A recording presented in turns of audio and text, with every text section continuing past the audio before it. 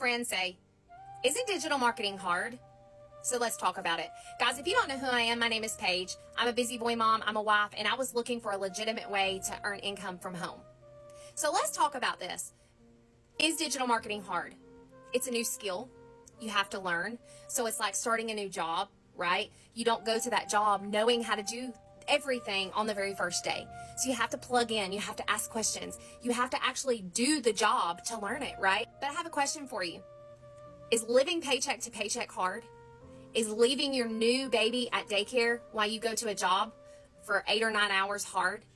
Is having to tell your kids no hard? Guys, I was sick and tired of being sick and tired.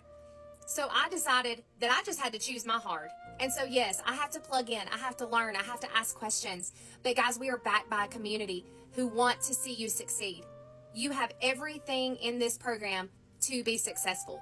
But you do have to plug in, you do have to put some work in. So if you're tired of grinding at that 9 to 5, put I'm ready in the comments and I would love to share with you.